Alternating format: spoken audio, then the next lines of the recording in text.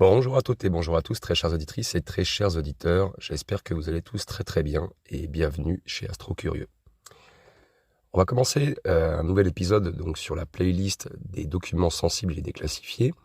Alors cet épisode donc est essentiellement concentré sur la conquête lunaire des Chinois. Et donc on va parler vraiment de tout un tas de sujets vraiment très intéressants, hein. On va parler de statistiques, de données, d'équipements, de technologies, comment ils vont s'y prendre, d'habitat lunaire, hein, et voilà. On va essayer de détailler pas mal de choses dans cet épisode, ça va être assez long. J'ai essayé de chercher un maximum d'informations, donc je vous mettrai tout ça à l'écran comme d'habitude. Alors concernant aussi bien sûr les captures d'écran, les données que je vous montre, ce sont des données qui sont essentiellement publiques, hein. De toute façon, je ne peux pas récupérer d'informations privées, et donc peut-être que je serai limité quant aux informations que je peux vous fournir à l'écran. Donc je vais essayer de faire le maximum, et puis comme d'habitude, hein, si vous avez des informations en plus, n'hésitez pas à le dire en commentaire. C'est toujours intéressant de vous lire et d'agrémenter un petit peu ces sujets qu'on partage tous ensemble. Allez, on va commencer l'épisode. Bonne écoute à tous et bon podcast. Allez, commençons par l'introduction.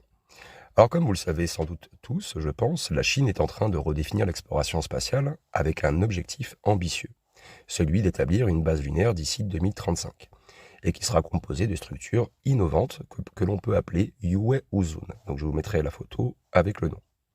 Ces habitats, donc en forme d'œuf, seront construits directement sur place grâce à des technologies révolutionnaires comme l'impression 3D qui utilise la régolithe lunaire. Donc avec un budget annuel de 11 milliards de dollars alloué à l'exploration spatiale, la Chine s'impose comme un acteur majeur dans cette nouvelle course à la Lune. Alors pourquoi ces ambitions ? La réponse, elle réside principalement dans des enjeux stratégiques, scientifiques et technologiques.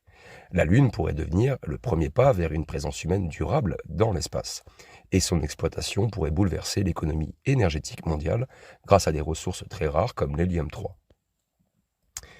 Parlons un peu aussi du contexte historique et géopolitique, hein. En fait, c'est une course stratégique. Après les missions Apollo, la Lune a été délaissée, hein, pendant des décennies, et je pense que vous vous en doutez tous, hein. Il y a eu la dernière mission lunaire des Chinois, là où on voyait les dernières photos et les dernières images, où on se disait même que la qualité d'image était plutôt pas terrible par rapport à celle qu'on avait sur Apollo. Donc ça a laissé sous-entendre des petites théories du complot. Mais bon, aujourd'hui, les États-Unis, la Chine et d'autres acteurs redoublent d'efforts pour s'y établir. Alors pourquoi ce regain d'intérêt ? Tout d'abord, la rivalité technologique. La Chine, elle peut prouver, et elle le veut d'ailleurs, hein, elle veut prouver en fait sa supériorité face aux États-Unis, qui dominent historiquement la partie spatiale. Ensuite, la présence stratégique. Alors, contrôler la Lune pourrait offrir un avantage majeur pour l'exploitation de ses ressources et l'exploration interplanétaire, et puis je dirais aussi militairement parlant, hein, il faut le dire. Et puis bien sûr, une vitrine de soft power, comme on peut dire. La Chine, elle utilise en fait son programme spatial pour renforcer son image internationale en démontrant en fait, hein, sa capacité à rivaliser avec les grandes puissances. Alors je vais vous mettre quelques chiffres clés, hein, de cette rivalité spatiale. Vous allez voir, c'est intéressant. Alors le budget spatial américain s'élève à peu près à 24 milliards de dollars en 2024. Donc la source, c'est la NASA. Le budget spatial chinois, lui, c'est 11 milliards de dollars avec une hausse annuelle moyenne de 15% depuis 2018. Donc si on fait un petit calcul, j'essaierai de vous mettre la progression par rapport aux Américains à l'écran. Là, j'ai pas fait le calcul, mais je le ferai pour vous. Je vais vous le mettre à l'écran. Et bien sûr, les données scientifiques sur la Lune elle contient environ 1,1 million de tonnes d'hélium 3. Et ça, je vous dis, c'est énorme et c'est suffisant pour fournir de l'énergie propre à l'échelle mondiale pendant des siècles, très chères auditrices et très chers auditeurs. Vous imaginez, c'est énorme. Voilà. Donc, parlons un peu maintenant des missions chinoises récentes, hein. On a Change 4 en 2019, donc c'est le premier rover qui a exploré la face cachée de la Lune. Vous avez Change I5, donc en 2020, qui a retourné des échantillons lunaires, à peu près 2 kg, hein, pour analyser la composition du sol. Et vous avez Tiangong en 2021, de 2021 à 2024, qui lui teste en orbite, est en test en orbite basse, des technologies en fait pour la survie et la construction, hein, dans des environnements lunaires simulés. Donc quand je parle de test en orbite basse, c'est sur Terre, hein. Voilà, c'est pas sur la Lune. Ensuite, troisième point, les détails techniques, hein, sur les habitats Yue Uzun. Alors vous allez voir, c'est assez intéressant. On va parler un peu de conception et du fonctionnement de ces fameux habitats. Donc les UA ou zones sont des structures ovoïdes qui sont spécialement conçues pour répondre aux défis uniques de l'environnement lunaire. Et il y a plusieurs caractéristiques techniques et même de leur fonctionnement que je vais essayer de vous expliquer. Tout d'abord, la forme ovoïde. La forme, en fait, elle minimise les points de tension, donc ce qui va rendre résistant au moonquake, comme on appelle, des séismes lunaires.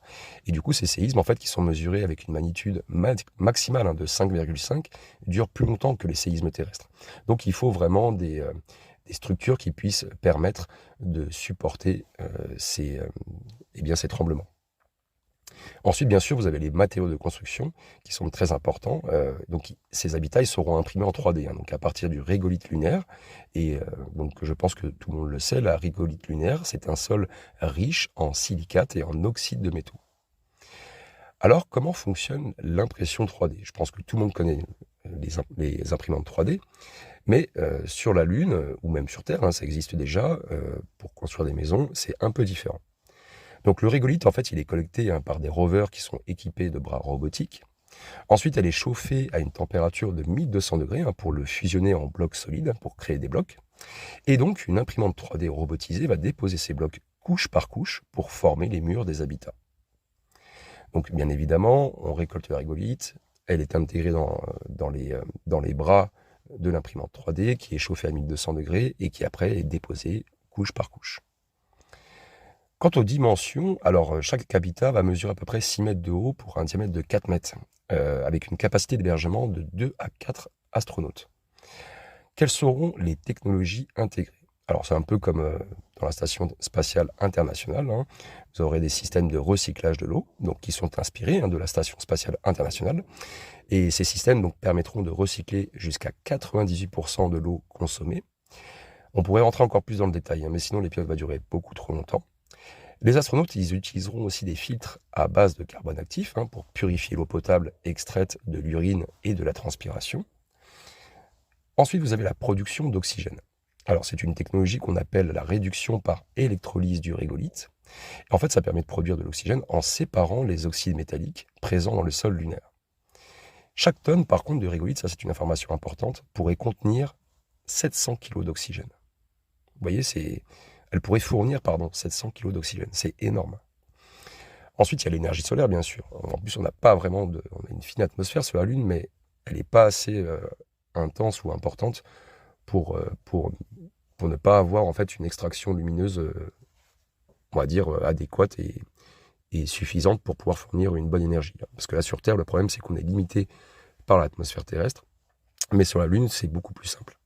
Donc les panneaux solaires, ils vont déployer jusqu'à 10 kW par habitat.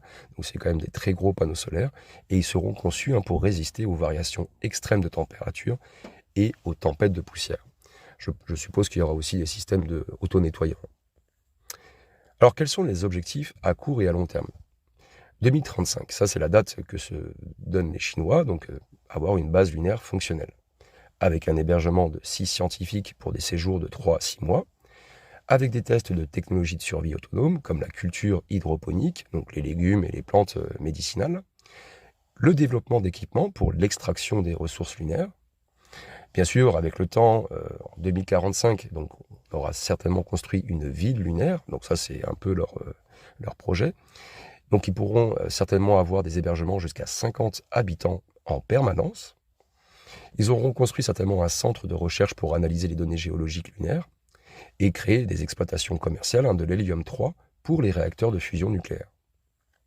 Bien sûr, si vous avez besoin de plus d'informations, dites-les moi en commentaire. Je peux créer des petits épisodes exprès pour vous expliquer chaque chose que je vous explique. Par exemple, comment analyser des données géologiques lunaires ou comment exploiter l'hélium-3 pour les réacteurs de fusion nucléaire. Voilà. Donc si vous avez besoin d'infos, n'hésitez pas. Allez, continuons sur la 5e partie, donc les implications scientifiques et technologiques. Alors, on a parlé effectivement de tous ces matériaux dans cet épisode, mais comment on extrait la régolithe et comment on extrait l'hélium-3. Alors d'abord, l'hélium-3, c'est un trésor énergétique.